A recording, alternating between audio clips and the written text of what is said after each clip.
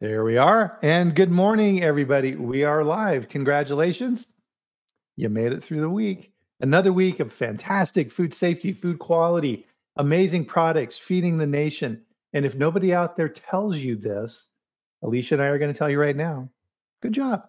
You did a good job. And we really appreciate what you did because you're keeping us all with good food and good happiness. And I think I'm going to do some applause here. You earned it this week. Good job. So if you're new to the food safety chat, pull up a chair and join us. We're going to talk about food safety for an hour. And what you'll notice is this is not a lecture. This is where I get the pleasure of bringing on a food safety expert and we talk about a subject. And the best part of this is you, because this is a conversation around what interests you. So make sure and put in the comments anything that's of interest with our topic, and we'll kind of weave it into our conversation here today. So if you're a regular on the chat, first off, welcome back. Let us know where in the world you are at. And I am in Loveland, Colorado, where summer is here. It has been quite warm, mid-90s, Alicia. Oh, that's very warm. Yes, definitely. And we actually got some rain in the middle of the night, which is kind of a mixture of hail, and it was strong enough that it woke us up. So that was like, wow. So hopefully we looked outside in the morning, all our plants were okay. So that was good. Hail in Colorado this time of year is a major concern for your car. So you have to be careful with that. So if you're somebody who's been on the chat before, like Tim, good morning, Tim. And I saw a video this morning with Tim with his son playing the keyboard, which was super cool. Thanks for sharing that, Tim. So of course, my guest here this week is Alicia Swanson, food safety consultant and PCQI lead instructor. How are you doing today, Alicia? I'm well. Thank you so much, Brian. Thanks for having me again. Oh, thanks for joining us. We always love having you on because you have had an amazing adventure, which we're going to be talking about here shortly. So everybody, please let us know where in the world you are at. So where are you located at, Alicia? I am in Portland, Maine. Weather has been in the low 70s, which is warm for us. So, summer's just beginning here. Now, do you guys get humidity? Do you get humidity up there? No, not so much. Nothing like Florida or in the South. Okay, that's good. Yeah, humidity. I'm not a big fan of humidity. Morning, Jordan. Good to see you. So with that, let us join together for a drink of your favorite beverage in a mushroom mug. Cheers. Cheers. Happy Friday, everybody. You go ahead. It's my third cup of coffee, so we'll see how amped up I am here for the chat. Morning. That's right. Early for me. So let's dive in here today because we got so much to cover. One of the biggest challenges with food companies is suppliers. And there's a reason why when FDA put together FSMA and they put together prerequisites and the preventive controls. And I always tend to think of this, Alicia, as kind of a two-tiered approach. You have your prerequisite programs, which are kind of the blocking and tackling. If you don't get these things right, Allie, if you don't get these things right, then the rest of the stuff doesn't matter. So if you have bad GMPs, you're not going to have good programs because who cares? Everything's dirty anyway. Above that, FDA put the preventive controls in place. So in my take on this, and let me know if you agree, Alicia, is that these are the super important things, right? So sanitation, allergen control, supplier performance, these type of things that you really, really need to pay attention to. And this also cross-links then with foreign supplier verification, which some people know this, some people don't. So FSMA is under 21 CFR 117. Foreign supplier verification, nope, not even in that area. It's in 1.5. It's kind of squirreled off by itself. And people get caught by this. Last time I checked, non-compliances with foreign supplier verification, the number one thing that FDA was issuing 43s to companies for was not having a proper foreign supplier verification program. And you may think you're not buying from foreign suppliers, but I bet you are. Almost all of the vitamins, chemicals for food, sodium citrates, things like this, all come from China. And if you're a big company, the bigger you are, the bigger this issue is. When I was working for a large dairy company, we did a survey across the entire company of how many different items we purchased for producing products, and it was 6,000 different items, Alicia. A lot, yeah. And of those, how do you even manage those foreign suppliers? So it's a big issue, isn't it? It can be. It definitely can be. And you kind of, and again, some of us don't pay attention to it because we're buying these ingredients from a warehouse or a broker, right? We don't think. So it definitely is eye-opening. You've got to do your homework and do your due diligence. Does this apply to you or not? And if it doesn't, okay, great. But it probably does somewhere. Right. And that's an important point. I'm glad you brought that up. Brokers and distributors are not manufacturers. And as we know, a lot of times they are reluctant to give you their source. But you have to go back to the source. In the US or foreign, it doesn't matter. If product is coming into the US and it's coming from, let's say, I don't know, India, and it's coming from a particular factory, you need to know that, because in your supplier qualification program, you need to approve that facility. The broker doesn't make anything. That person is just facilitating those trades. They may be highly involved with the supplier, they may not be. And you need to understand that supply chain is extremely critical, isn't it? Yes, absolutely. You got to know what you're working with and where it's coming from. Yep. And so I think with this, and it kind of goes back to my example earlier with thousands of suppliers, you need to approach this from a prioritization standpoint. So just like we do in FSMA, Alicia, is risk and severity, likelihood and severity. And with those suppliers, which are the ones that you need to be the most concerned about? Should I pay attention to salt? Yeah, I need documentation on salt to make sure the basics are being met. Make sure it doesn't have heavy metals or things like this. Do I need to worry about pathogens in salt? No. So it's kind of lower on the list. As you kind of go up on that list, things become more critical to your business. So key ingredients, single source suppliers, high risk materials, things that we see out there that we need to be concerned about. And that's kind of where this all started, right? And your whole adventure, because you went on a supplier visit to India, and we're kind of going to go through all of this, which I think is fascinating. Because I mean, with this, Alicia, first off, this assignment, and keep in mind too, guys, we're going to have to kind of be careful on how we approach this, because we want to maintain confidentiality for clients and make sure everything's protected. So we'll keep it at that level, and we'll cross-check each other to make sure we don't stray off. But how did you get this assignment in the first place? Okay. Through word of mouth, first of all. So it was a past client. But before I get into that, I just want to rewind for a minute and just kind of reiterate what you said. And yes, it is based on risk. So one of those being pathogens or allergens. Is it a direct consumable? So that was mentioned a few times during my visit. So we're going to come back to that.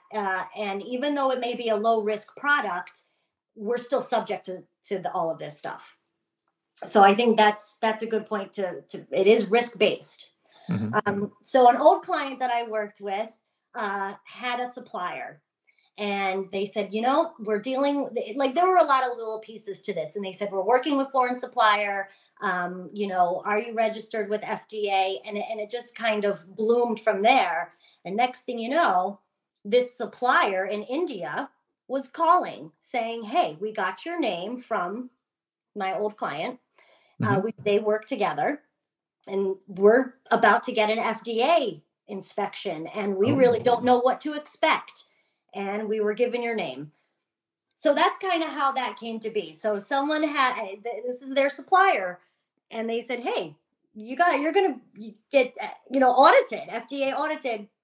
Let's get you some help. So that it was a win-win. The supplier still needs to be able to supply to the United States, and then all the customers still need to be able to, get that product in. So it's in everybody's benefit to work together to make sure that the suppliers, foreign or domestic, but we happen to be talking foreign, that the suppliers are, have their stuff together. Mhm. Interesting. We'll talk a little bit about this a little bit more later on, but one thing I wanted to pull out there that you've mentioned is that FDA told them that they were coming, and that's not how it works in the US, is it? No, not always. So this was very interesting. And by the way, I did learn FDA has a separate division for foreign auditors and inspectors. So there's a group of them Uh-huh. in certain, stationed in certain areas. So I thought that was kind of interesting. So if it's not every inspector heading over to another country, it's a core group of them. And because it was their very first one, they did get notice. They got an email. They had to fill out a questionnaire, a lot of facility information, a lot of the basics, a lot of the basic information that you would give FDA when you're filling out for your registration, Mhm. size, products, employee numbers. So FDA reached out, fill this out. Um, Based on what you tell us, we will be scheduling an inspection out there. So Mm. we got very lucky. We got about 3 months notice that he was coming. It happened. We didn't know who. It happened to be a man. So I say he, but we didn't know who was coming. So we got 3 months notice, and that seems like a short amount of time. But it all got done. And so it was actually it was a great story. It's a good story. Stick around, everybody. This is going to be a fun podcast. And Cortland and Duncan are here as well. So good to see you guys. So some good comments coming in here. So Cortland said, wow, look at this. FDA has an office in India. So Yes, they do. do you know if this person who visited then, was he based in India or did he fly in to do the audits or? He flew in, Uh-huh. and he was stationed in North Carolina. Wow. So I want to say Durham, but don't quote me on that one. I think that's the FDA. I'm not sure. And yes, they do have somebody stationed there. How how it got crossed and all this, I don't know the answer to that. But so that I'm not sure about. Hmm. But you're right, Well, they do have an office there. well, and you got to figure too that FDA wants to cross train as well. So maybe this was a cross training opportunity where, an investigator in the U.S., hey, we're going to send you on some overseas audits to get some experience, or it could be covering for other people. Yeah, yeah, who knows? Um, Duncan makes a great comment here as well. So this is exactly what we're talking about: is you can't risk assess materials in isolation, right? It needs to be part of your program and process dependent. So obviously, then with the former client who reached out to you to help this supplier, this was an important supplier for the company, then, right? Yes, absolutely. Yeah. Uh, and actually, I'm going to tell you this. I won't mention names, but I have seen this company in many food manufacturing warehouses that I've audited over the years. So it was not until I got there and saw their final package that went, oh, click, like I have seen this product. Uh, it's always funny. That's one of the things that I always love to do. Is when I go to the grocery store, my wife always rolls her eyes. I'll always point out the products that I helped make over my career. And it's a good source of pride, isn't it? It can be. If it's right. So then they supplied in the US, they supply all over the place. They had reached out to you and said, help, FDA is coming in 3 months. Can you come over here and help us essentially, right? Yes. So that's Wow. pretty much exactly how it happened. A couple Zoom calls before they, uh, reached out with the opportunity. And I Uh-huh. jumped on it, to go to India. And that was exciting. And to also to inspect again, consulting doesn't always get me inspecting. It has me doing a lot of writing and reviewing. Right. I love inspecting. And once we got through the visa process, that was Oh, a little ticklish. But once we got through the visa, then I was on my way. interesting. So were you able to do a lot of the documentation review before you got over there? So you kind of got an idea what was going on, or how did you get a lot of information ahead of time? Not really. We did some, right? Because I didn't know what I was walking into. And one of the good things is that this company was already GFSI certified. Oh, that's So, good. yes. So they had experience with at least third-party audits. And not just that, but heavy document third-party audits like a GFSI. So part of the Zoom conversations were, do you have certain things in place? And she shared her screen with me and clicked on a few things. Everything I saw looked really good. So I didn't feel the need to review things ahead of time. But absolutely, I could have and have done in the future, and have done in the past. But this particular case, I didn't look at much, just the basics, and saw that everything was buttoned up. They had been getting good scores. The write-ups had good corrective actions. They just didn't know what to expect with FDA coming. So they thought there was a difference. And there kind of is. Yeah, there is. Absolutely. So how was the language barrier? Was everything okay on that side? I was lucky, and again, a lot of people in India do speak English, and all of their documents were in English. But they do speak many different languages. And the company I had, most of them spoke, I want to say Hindi. But the accents were there was a couple times where I had to say, "Oh, I'm sorry, could you repeat that?" And there were times where they had to tell me, "Could you slow down?" So that was interesting, but they spoke English and the records were in English. So it was actually quite easy as far as that. Nice. So then how many times did you go over to help them prepare? So I've been there 3 times now, 2 times to help prepare and 1 time for the actual audit. So in this role, when you were helping them, do you think, Alicia, were you functioning more as an auditor or more as a consultant, or was it kind of a combination? It was a combination. That's a great question. So when I first got there, they said, we didn't tell anybody that you were coming. They think you are the inspector. So we did a dry run. So I did a pre-audit or a pre-inspection, if you will, to where people they did not know who I was. They didn't know when I was coming. And that was very, very eye-opening. By the second time, after, they fixed everything and we did it again, it was a much better situation, and they answered the questions a little better, right? They still stumbled a little bit. Everybody stumbles when they're put on the spot. But they picked it up, and they answered all the questions, and it was much easier. So I pretended to be inspector in the beginning. And then once we had the week of the audit, I was there as a consultant to also help fill in any potential gaps that may be there that the inspector didn't understand, or maybe the facility didn't understand. And just to be a source to say, hey, we've got somebody from the US with experience, and we want to show that we're trying to do the right thing. Well, and I would imagine that commitment on the part of the supplier to invest in you to do all this type of work, that probably impressed FDA as well, right? It did. And he made several comments. We went above board. And before we get too much into this, I do want to say this was a pharmaceutical company, but they had they made products that were food additives and dietary supplements. The good news is that they had dedicated lines. So that definitely helps. Okay. So when Duncan was talking about risk, this was considered low risk. This was not even a finished product. It's their finished product, but coming to us in the States, we're not scooping it out and eating it. It's an additive. It's a food additive. Right. So it went well. So Cortland has a question for you here. So he wants to know, how was middle management in their attitudes? How were they to work with? Okay, they were great. They really were great.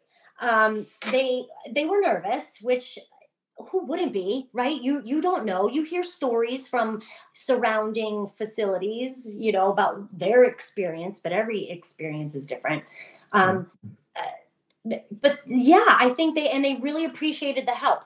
They're very, very meticulous and wanted, dot their I's and cross their T's. So if there was a suggestion that was made to the team, like, oh, we know they're going to ask about pest control. So what are some of the bullet points that we can hit before he asks?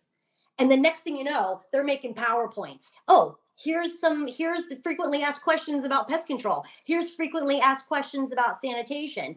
And it was amazing, and it blew his mind. And he was just taking his notes, and he was like, I don't need to see anything else. This is great. And it was amazing. So I think they learned a lot. They got to apply, like their side of it. Let's put these PowerPoints together. And they were great to work with, really. Yeah. So here's another good question coming up here, and it leads into my next question. So I want to make sure everybody's clear on this. The differences between auditing and consulting. So consulting is you go in and you help develop programs, you help develop systems, you help, behind the scenes, really digging into the guts of how people do things. And it's very specific on what you're working on. An auditor is auditing to a standard and compliance to the standard, and that's it. So if you're looking at SQF 2.2 document control, you would be asking the questions that are in the SQF audit. Then the auditor is looking for compliance to the standard, and they don't go out of that box. If they were to start saying things like, oh, well, if you did this with your document control, this would be better. No, that's consulting, and that is verboten. That's forbidden. You can't do that. So there's two very different functions here, and sometimes people get them mixed up.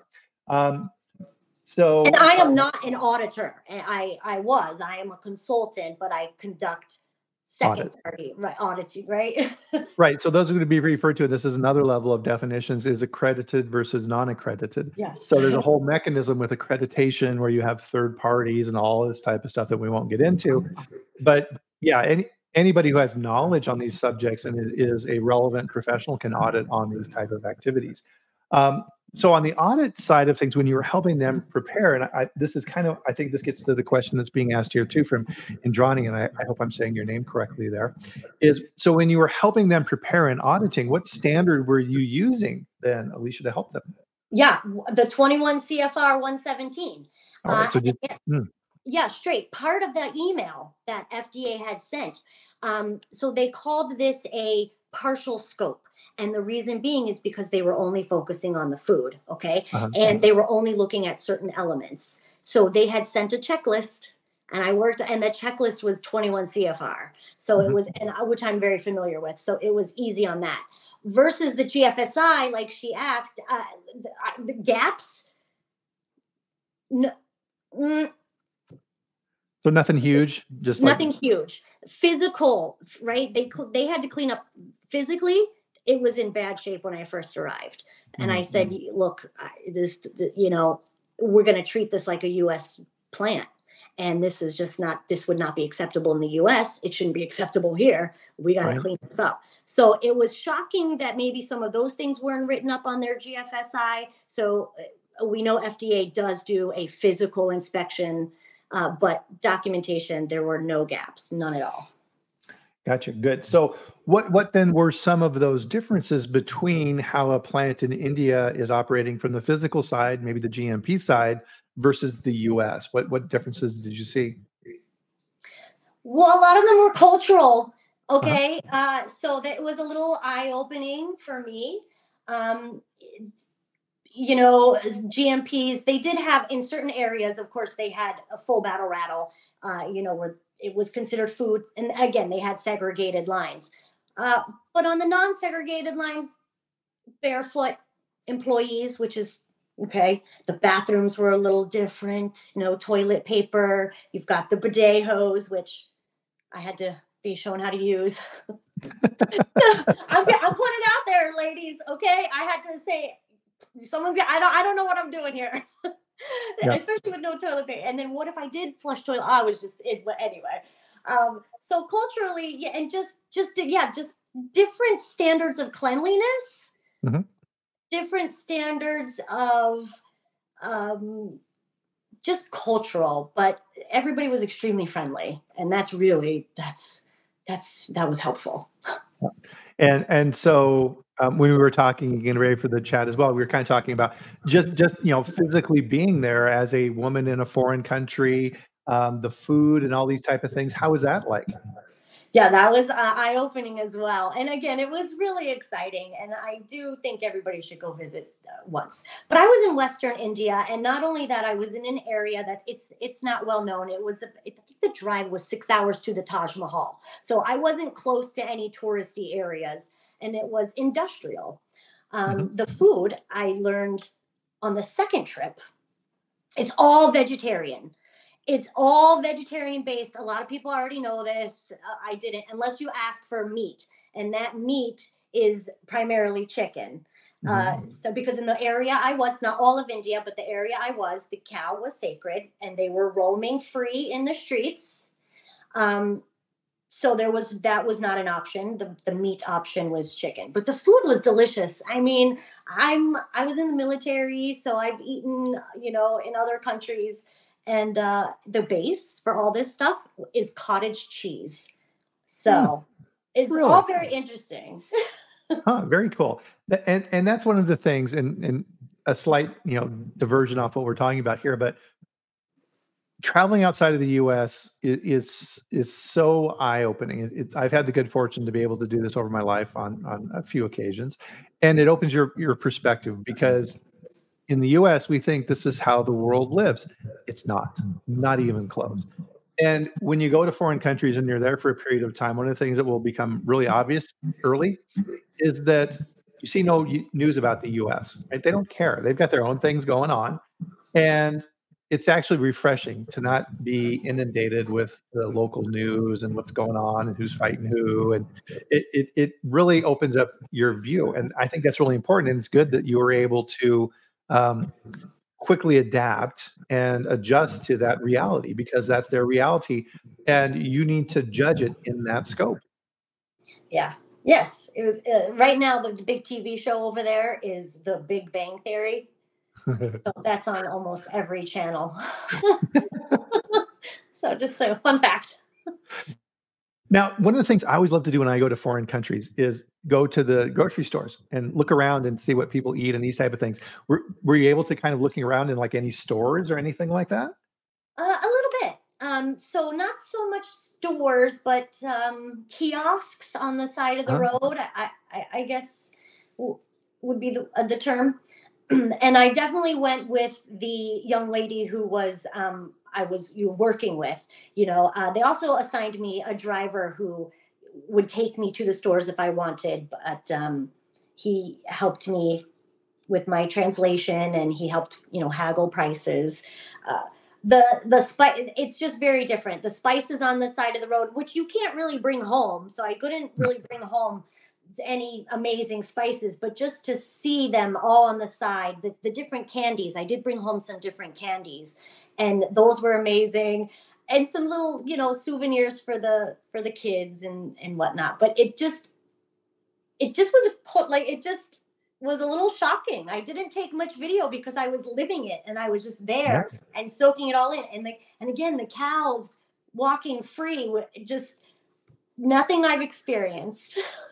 Very cool. So Corlin has kind of a follow-up question here, kind of to what Indrani was talking about here as well, is gap closure. So as you were finding these type of things that you knew FDA wouldn't be too happy with, were you successful in helping them close those gaps? Absolutely. So that's a good question. I'm back on topic. I get it. Absolutely. We did have some struggles. And also, as part of my visit, I conducted some training for all the employees. So we broke them up into groups. Of course, you can't train everybody, at once. We broke them up into groups, the day shift and night shift and weekends and all this. And we taught them, and we said, look, this is how it's going to be now, not just for this visit, but this is the new expectation. And there was a change, and it was palpable to me, right? When I went back and everything was fixed, and the smiles on their faces and the pride that they were showing. Look at my clean uniform and look at my shoes. And you could just tell that, they didn't fight it. So all the gaps got closed or were actively being closed, with document to prove. We're working on that right now. Because the end result, zero findings on the 483. Nice. Well, and that's a testament to you. That's good work on your part. Yeah. Nice. Okay. Well, and the company did a lot of work too. The teams worked a lot too. So they had 3 months to get it together, and Mhm. they did it. And which proves it can be done. Yeah, absolutely. And yeah, if you have the commitment, this goes back to what we talk about a lot, food safety culture. If you have the right culture, you can do these things. Now, this was a pretty large facility too, right? A lot of people? A lot of people, yeah, about 200, 250 people. Yeah. Very large. Gosh, I'm so bad with like 700,000 square feet, 800. Wow. It Yeah, was large. that's And huge. even so, we focused on the food lines, but since I was there, right, they got to get their money's worth. So we did the whole rest of the facility. And not only that, when when I was there for the last visit, FDA only took 2 days, but I Mhm. was there for the whole week. So after that, they said, we want to take you to the new building we're building, and we want to bring you back for when that's ready for FDA. So, Mhm. and the new building, of course, is going to have everything that you want because you can build it correctly the first time around, coving and everything. So, Nice, nice. And so it sounds like you had very good management commitment from, absolutely. and this was a privately held company, right? It was private. And yes, I'm telling you guys, I'm telling you, if you're using some additives, you probably have them in your warehouse. So it was a big deal. They wanted to continue doing business with the US. So you got to comply. And Mhm. they definitely had the commitment for that. Great. So we had so you went over there 2 times to help them prepare, right? Yes. How was the actual trip itself? Did you have time to recover when you got there, or was it pretty much you landed and you were going? No, I had time to recover. It was long. I've never been on that kind of flight. I flew out of Boston, which is an international, airport for me. And then each time was going through different places, but through to Dubai and then to New Delhi and then another plane, just all these different stops. It was very, very long. But I would fly on a Friday, and of course, I'm fortunate to be able to sleep on the plane, so I caught myself up. So it wasn't too bad. I prepared. I've been traveling for a long time, so you kind of learn. Yep, definitely. And the key to that is pack light. Yeah, don't if you can't carry it, you're bringing too much. You can clean clothes when you're over there. That's always been my experience too. Absolutely. Um, so we've been talking about the elements of the audit and everything else, and so you go out there, you help them prepare, everything's looking great, and then you're coming back for the FDA audit, right? Yes. How'd that So go? Yeah. yes. Okay. So FDA walks in, and we've said this before, and whether we want to, we're saying the quiet part out loud. It depends on the auditor. You Oh, yeah. never know how an audit is going to go because you don't know the auditor. They could be in a good mood, they could be in a bad mood, they could be. You just never know. So you have to prepare, you know, for anything. So he walks in, and very tall, very very tall man, at least 6'5", at Wow. least, if not, yes, like yum. My neck was straining to talk to him. It was funny. But he was wearing jeans, and so I went, "We're gonna be fine," like he was Yeah. relaxed. It was very hot. Not that I expected him to walk in shorts, but I'm like, wow, it's hot outside, and he walks in polo shirt and jeans. There was a couple of things that we know about FDA here. They don't always sign, when you ask them to sign things. That didn't change. There were Yeah. some things that he didn't sign. He said he read it. Okay, I refused to sign, which is what they do. But good news, I had told them that. I said, Mhm. don't push him. Don't, like, if he says no, that just okay. you know. Yeah. Then behind the scenes, you just write, refuse to sign. Um, so he walked in, and he all of that, showed his credentials. They had the guards out, in their full gear. The guards were not out when I was there. So Guards. Hold on. Guards. What are guards? security guards. I'm sorry, security guards Oh. by the front door. And I'm Oh, like, wow. wow, we're and in this military outfit, and it was beautiful actually. But I was like, what? How, I never saw them before. So that Huh. was kind of interesting. So he's, he talked to them, showed identification, they stopped him and all this. And then once he got to the conference room, he went through it. And he said, here's what I'm going to do. We're going to walk the floor. I'm going to look at this. I'm going to ask these questions of the employees. Everything that we had prepared for, which is, again, priceless. It was almost too perfect, Yeah. And he asked for a couple of things. Once he started asking for a couple of things, do you have pest control? That's when the team jumped and said, well, we put together a presentation. So every time he then went to another topic, sanitation, preventive controls, right? CCPs and PCs, environmental monitoring, which was reviewed, but didn't necessarily apply because of what the product was. Okay. So right, very low risk pathogens don't grow. All this stuff. And they had the mini PowerPoint presentations available and had all the information, and they were ready just in case he wanted to see the policy itself. They had that available. So openings, credits, and all that were good to go. Went out to the facility. Of course, we told him dedicate. Yeah. Well, you told me something funny. We were talking about this on Monday, is that for that opening meeting, pretty much it was jam-packed, right? Oh, yes. Everybody shows up for the opening meeting and the closing meeting. And then during the day, like you don't see anybody.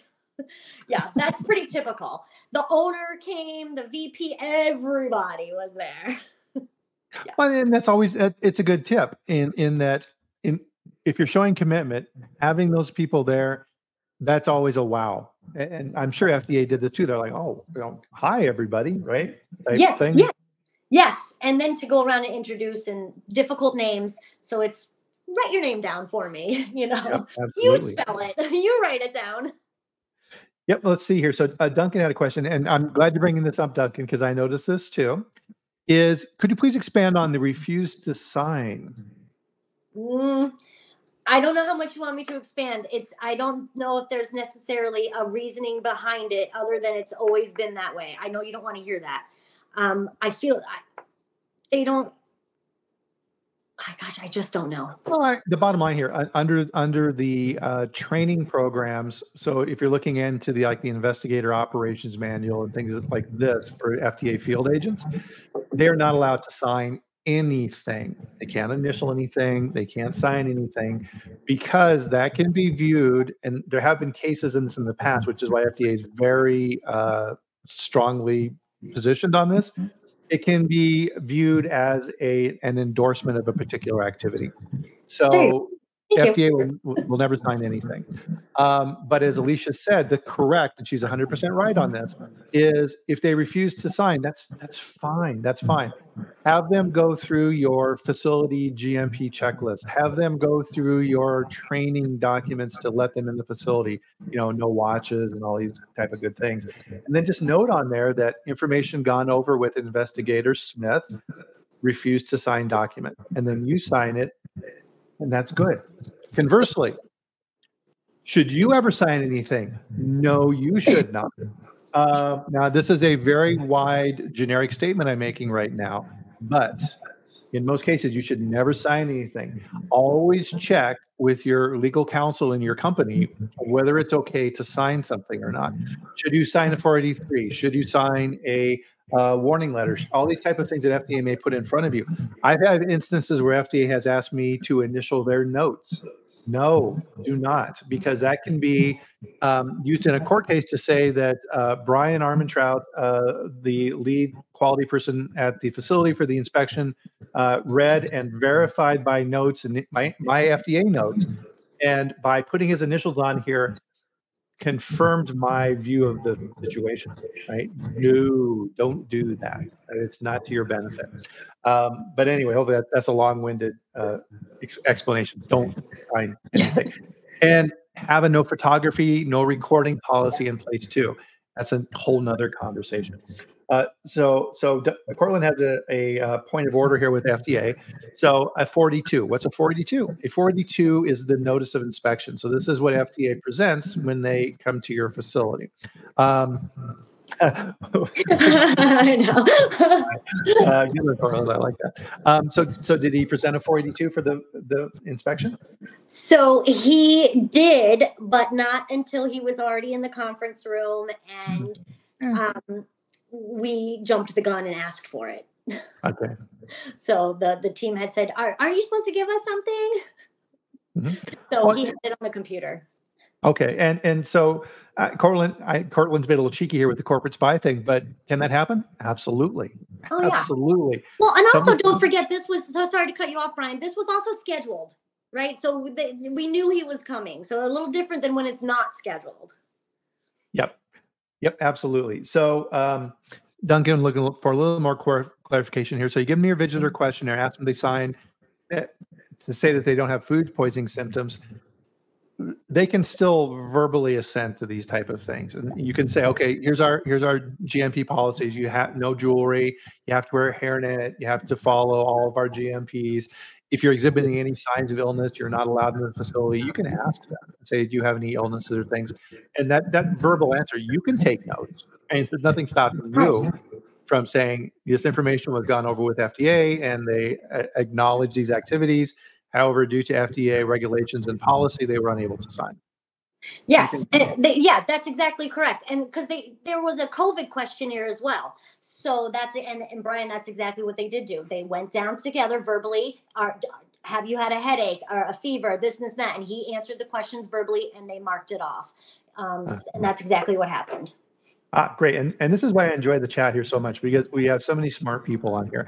So Cortland points out here that actually, technically, he didn't have to use a 482 because it's a inspection and pre-scheduled. It was pre-scheduled. I agree with that. But again, we were trying to, you never know what could happen. You just never know. So it kind of showed, hey, we did go over this kind of training. We're ready for you. We want to comply. We even know about 482s. We even know about 484s in case that happens. So we were just prepared.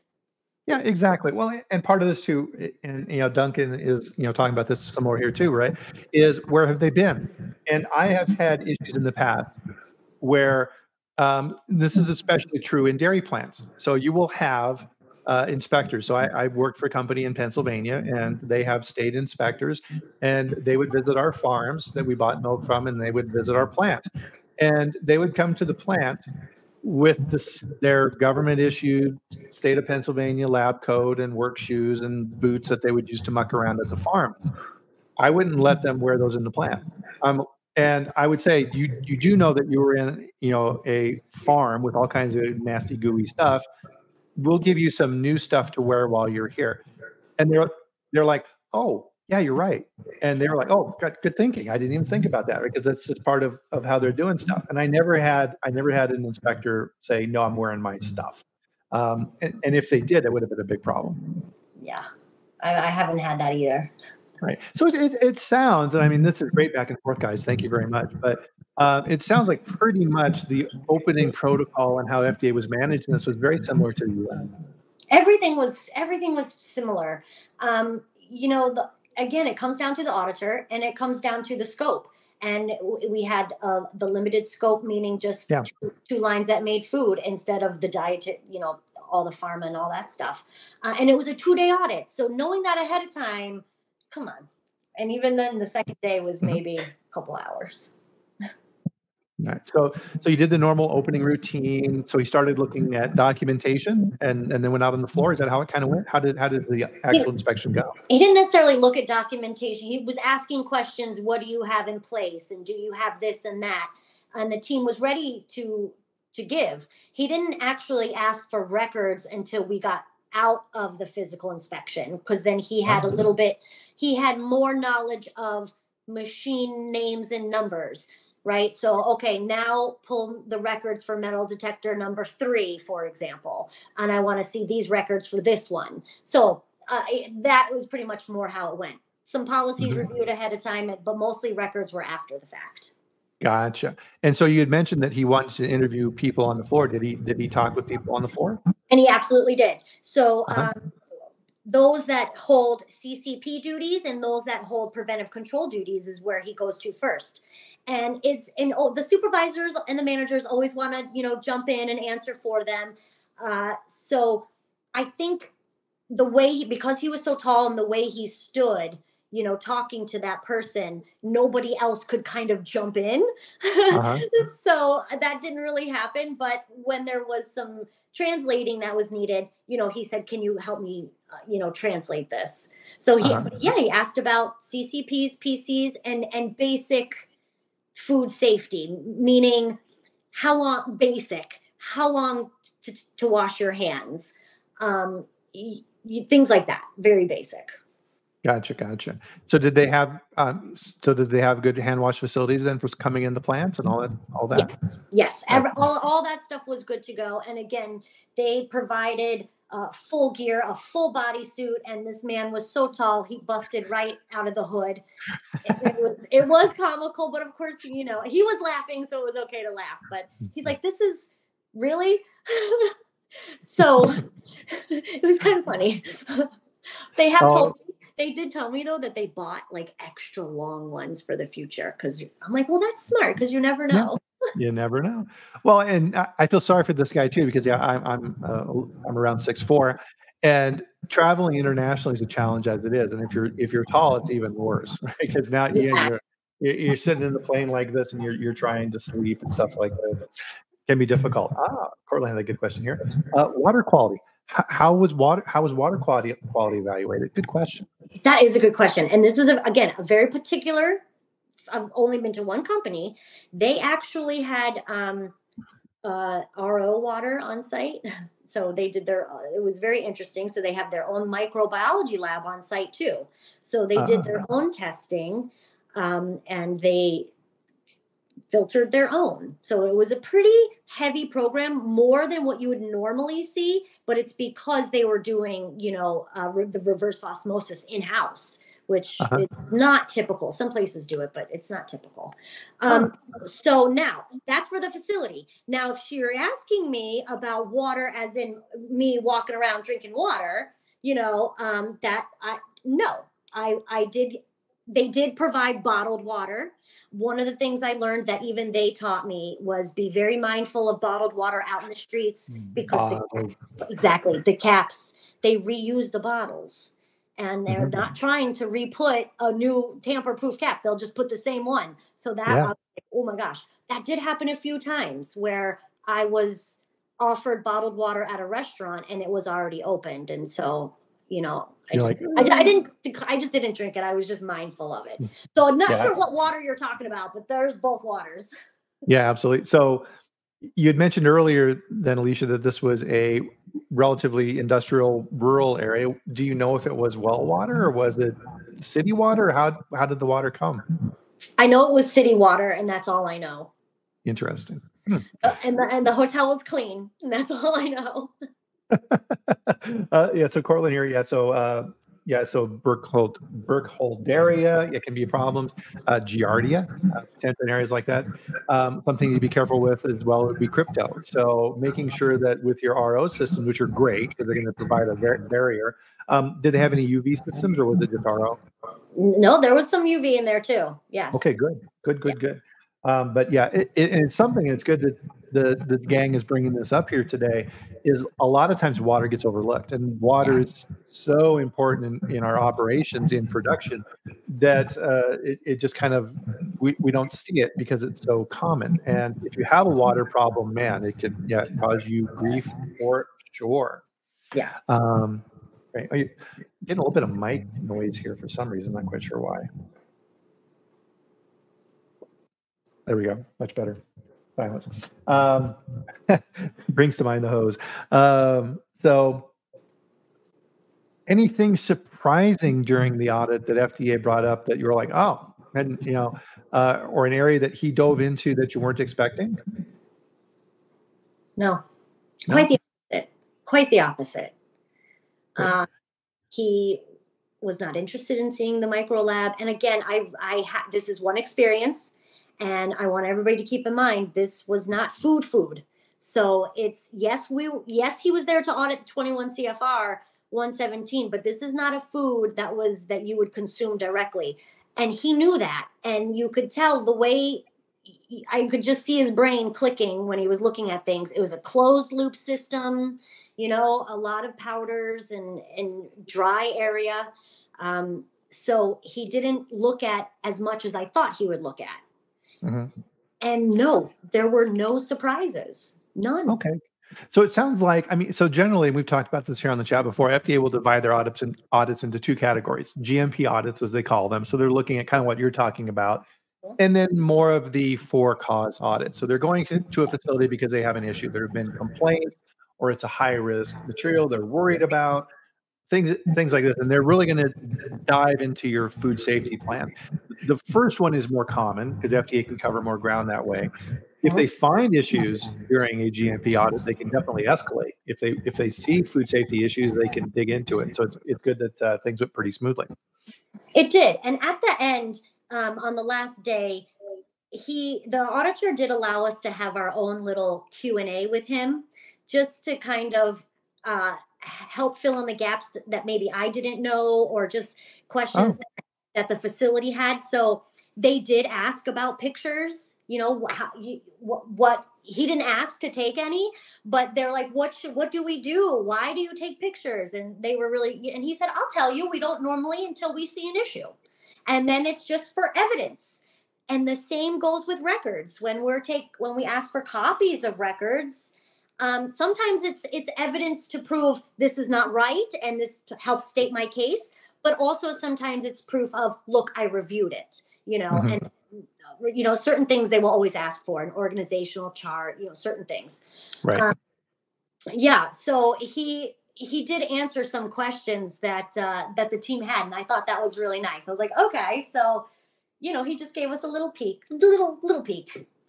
So he did take pictures. He did not take pictures. Oh, did not. Oh, no, okay, good. He said that he would if he found issue. And they said, what would you, if you did ask to take a picture, how would it be okay if we took it? If you took it, are you going to insist that you take it? And he answered those questions. And he said, you can take it.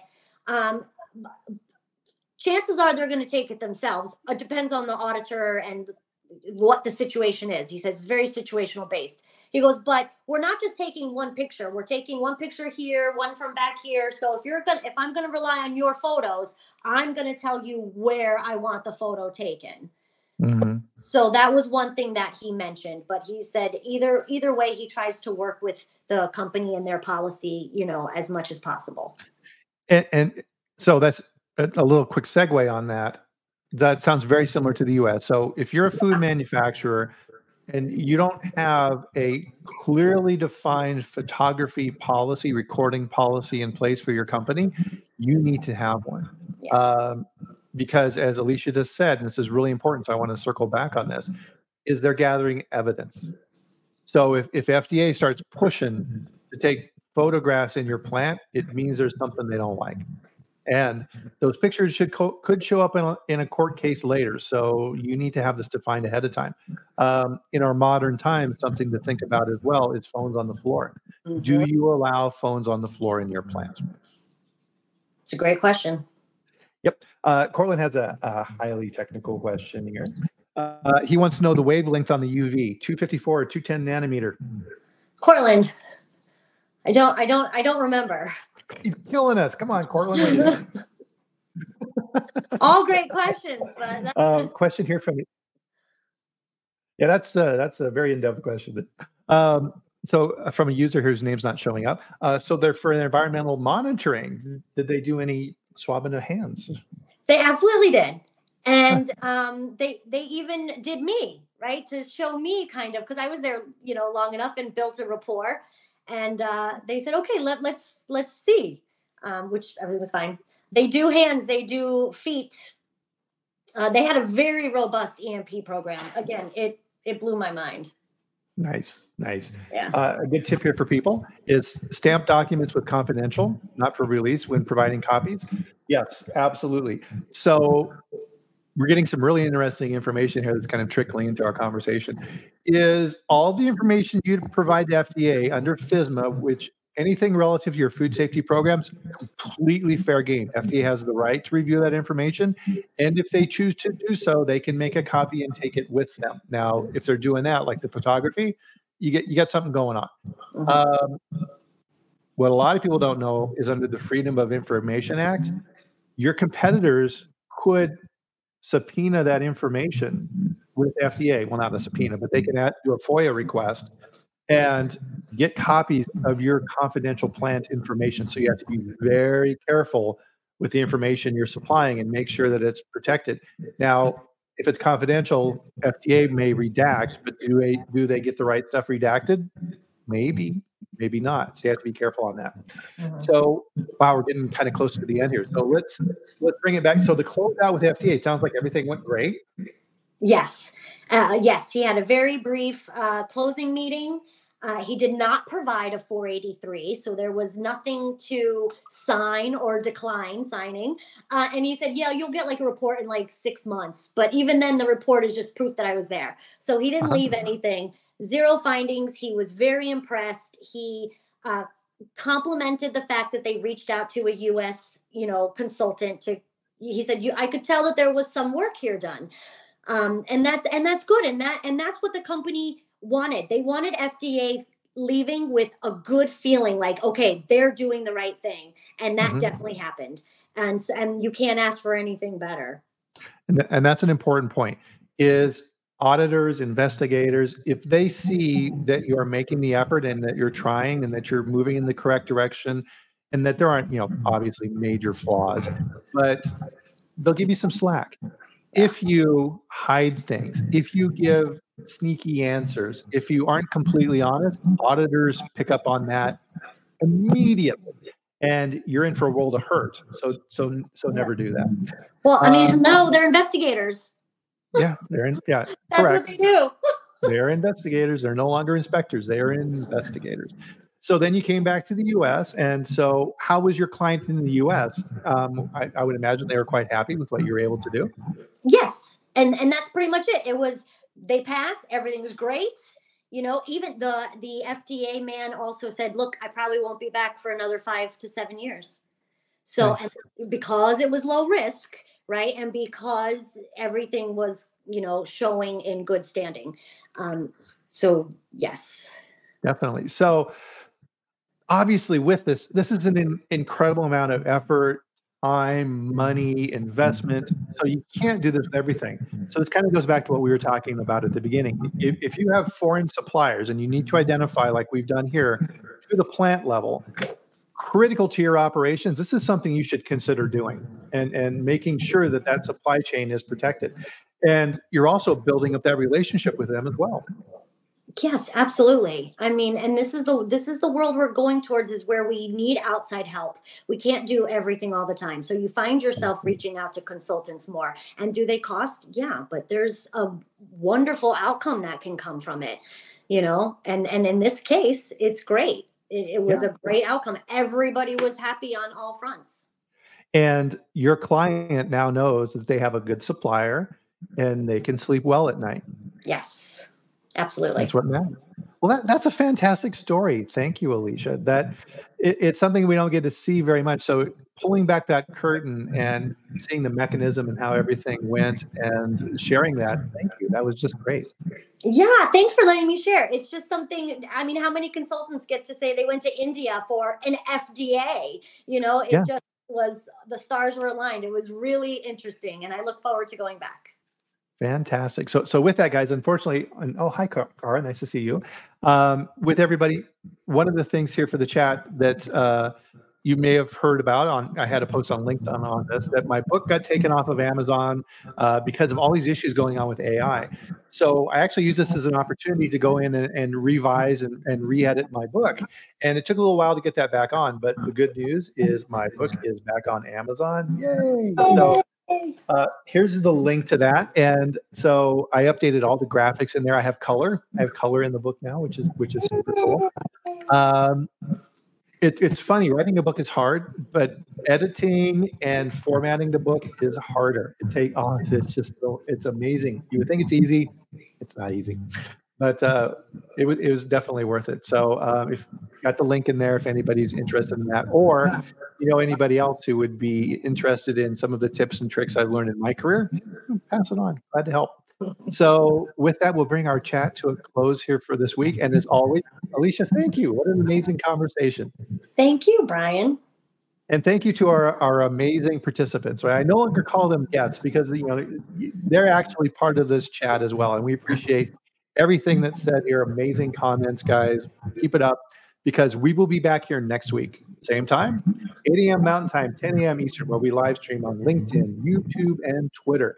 And I'll have another amazing guest like Alicia on next week. But in the meantime, enjoy your weekend. Have a good one out there. It's summer. Have some fun, and we'll do it all again next week. So enjoy, and we'll see you next week. Bye, everybody. Bye, everybody.